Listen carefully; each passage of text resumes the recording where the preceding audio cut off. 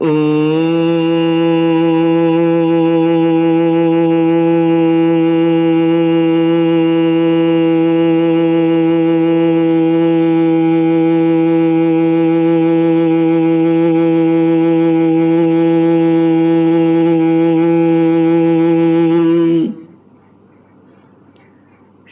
गुरुचरण कमलेभ्यो नमः। श्री गणेशाय नमः। श्री सरस्वत्यै नमः। श्री विष्णवे नमः। श्री कृष्ण गोविंद हरि मुरारे, हे नाथ नारायण वासुदेव। श्री कृष्ण गोविंद हरि मुरारे, हे नाथ नारायण वासुदेव।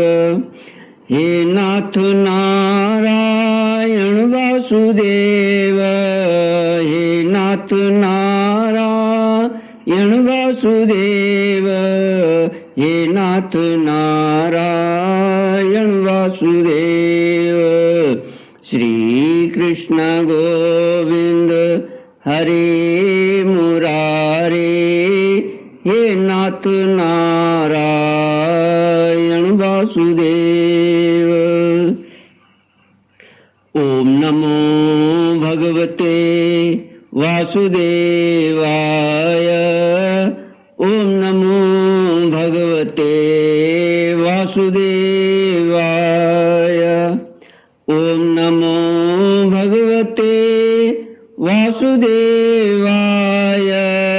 ओम नमो भगवते वासुदेवाय। ओम नमो भगवते वासुदेवाय। ओम नमो भगवते वासुदेवाय। कृष्णाय वासुदेवाय हरये परमात्मने प्रणतक्लेशनाशाय गोविन्दाय नमो नमः। कृष्णाय वासुदेवाय देवकी नंदनाय च नंदगोपकुमाराय गोविन्दाय नमो नमः। सच्चिदानंद रूपाय विश्वोत्पत्त्यादि हेतवे तापत्रय विनाशाय श्री कृष्णाय वयं नमः। श्री कृष्णाय वयं नमः। सच्चित आनंद स्वरूप परमात्मा जो सृष्टि के उत्पत्ति पालन और संहार करता है तथा जीवों के आध्यात्मिक आदि दैविक आदि भौतिक तापों को नष्ट करने वाले हैं, अर्थात जीवों के मानसिक शारीरिक और भौतिक दुखों को दूर करने वाले हैं, उन श्री कृष्ण भगवान को हम नमस्कार करते हैं। श्री कृष्ण गोविंद हरि मुरारे, हे नाथ नारायण वासुदेव। श्रीमद् भागवत अष्टम स्कंद सप्तमोध्याय श्लोक 21 से। प्रजापतय ऊचुः देवदेव महादेव भूतात्मन भूत भावना त्राहि न शरणापन्नास्त्रैलोक्य दहनाद् विषात् त्वमेक सर्वजगत् ईश्वरो बंध मोक्षयोः तम त्वामर्चन्ति कुशलाः प्रपन्नार्तिहरं गुरुम्। श्रीमद् भागवत 8वां स्कंद 7वां अध्याय भगवान शंकर का विषपान। प्रजापतियों ने भगवान शंकर की स्तुति की। देवताओं के आराध्य देव महादेव, आप समस्त प्राणियों के आत्मा और उनके जीवनदाता हैं। हम लोग आपकी शरण में आए हैं त्रिलोकी को भस्म करने वाले इस उग्र विष से आप हमारी रक्षा कीजिए। सारे जगत को बांधने और मुक्त करने में एकमात्र आप ही समर्थ हैं, इसलिए विवेकी पुरुष आपकी ही आराधना करते हैं, क्योंकि आप शरणागत की पीड़ा नष्ट करने वाले एवं जगत गुरु हैं।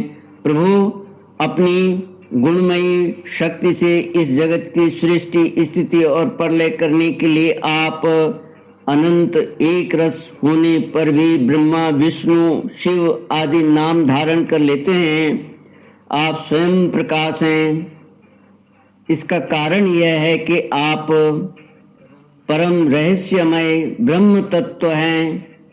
जितने भी देवता, मनुष्य, पशु, पक्षी आदि सत अथवा असत चराचर प्राणी हैं, उनको जीवन दान देने वाले आप ही हैं। आपके अतिरिक्त सृष्टि भी और कुछ नहीं है, क्योंकि आप आत्मा हैं।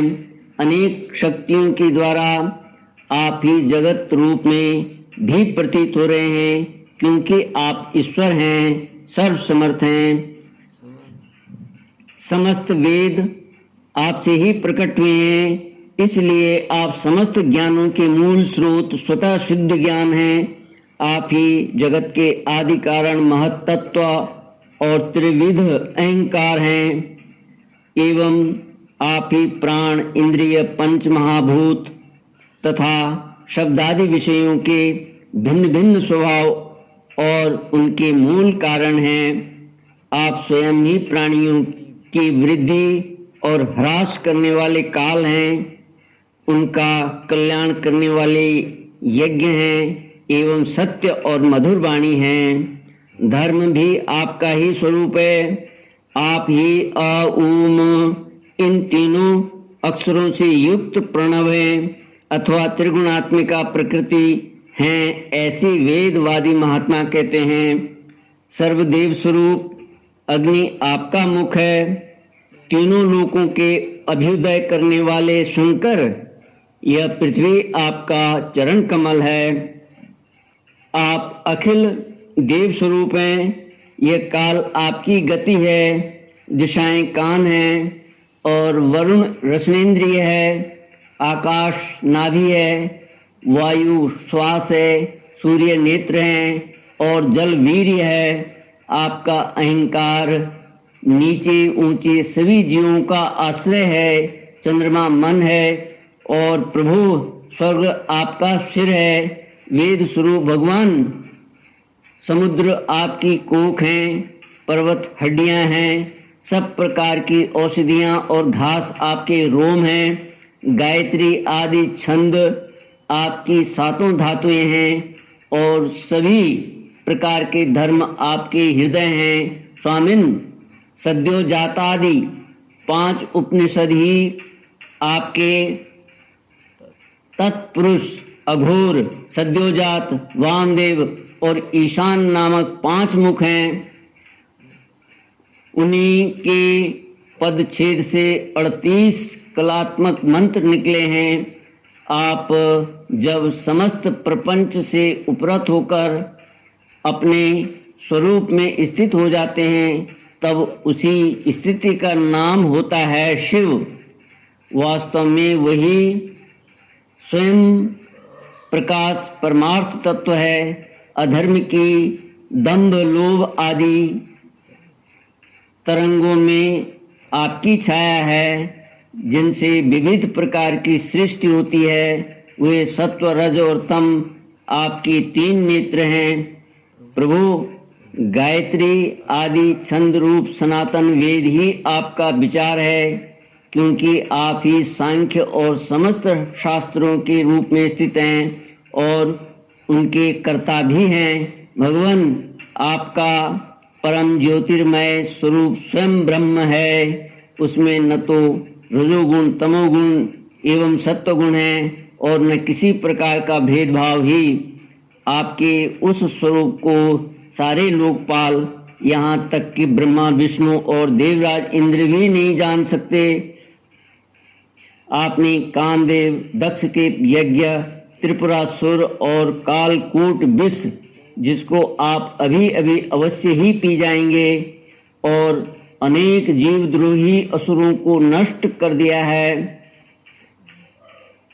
परंतु यह कहने से आपकी कोई स्तुति नहीं होती, क्योंकि प्रलय के समय आपका बनाया हुआ यह विश्व आपके ही नेत्र से निकली हुई आग की चिंगारी एवं लपट से जलकर भस्म हो जाता है, और आप इस प्रकार ध्यानमग्न रहते हैं कि आपको इसका पता ही नहीं चलता।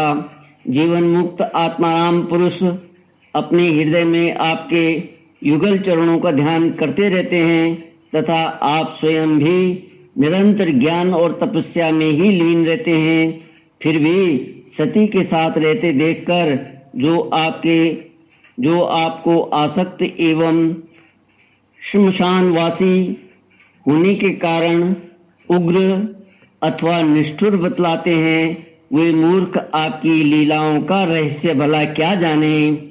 उनका वैसा कहना निर्लज्जता से भरा है। इसका कार्य और कारण रूप जगत से परे माया है और माया से भी अत्यंत परे आप हैं। इसलिए प्रभु आपके अनंत स्वरूप का साक्षात ज्ञान प्राप्त करने में सहसा ब्रह्मा आदि भी समर्थ नहीं होते, फिर स्तुति तो कर ही कैसे सकते हैं। ऐसी अवस्था में उनके पुत्रों के पुत्र हम लोग कह ही क्या सकते हैं। फिर भी अपनी शक्ति के अनुसार हमने आपका कुछ गुणगान किया है। हम लोग तो केवल आपके इसी लीला बिहारी रूप को देख रहे हैं, आपके परम स्वरूप को हम नहीं जानते। महेश्वर, यद्यपि आपकी लीलाएं अव्यक्त हैं, फिर भी संसार का कल्याण करने के लिए आप व्यक्त रूप से भी रहते हैं।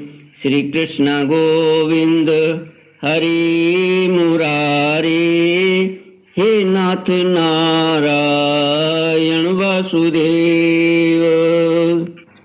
श्री सुखदेव जी कहते हैं, परीक्षित, प्रजा का यह संकट देखकर समस्त प्राणियों के अकारण बंधु देवादिदेव भगवान शंकर के हृदय में कृपावश बड़ी व्यथा हुई। उन्होंने अपनी प्रिया सती से यह बात कही। शिवजी ने कहा, देवी, यह बड़े खेद की बात है। देखो तो सही, समुद्र मंथन से निकली हुई कालकूट विष के कारण प्रजा पर कितना बड़ा दुख आ पड़ा है। ये बेचारे किसी प्रकार अपने प्राणों की रक्षा करना चाहते हैं। इस समय मेरा यह कर्तव्य है कि मैं इन्हें निर्भय कर दूं। जिनके पास शक्ति सामर्थ्य है, उनके जीवन की सफलता इसी में है कि वे दीन दुखियों की रक्षा करें। सज्जन पुरुष अपने क्षण भंगुर प्राणों की बलि देकर भी दूसरे प्राणियों के प्राण की रक्षा करते हैं। कल्याणी अपने ही मोह की माया में फंसकर संसार के प्राणी मोहित हो रहे हैं और एक दूसरे से वैर की गांठ बांधे बैठे हैं। उनके ऊपर तो कृपा करता है, उनके ऊपर जो कृपा करता है उस पर सर्वात्मा भगवान श्री कृष्ण प्रसन्न होते हैं, और जब भगवान प्रसन्न हो जाते हैं तब चराचर जगत के साथ मैं भी प्रसन्न हो जाता हूँ। इसलिए अभी अभी मैं इस विष को भक्षण करता हूँ, जिससे मेरी प्रजा का कल्याण हो।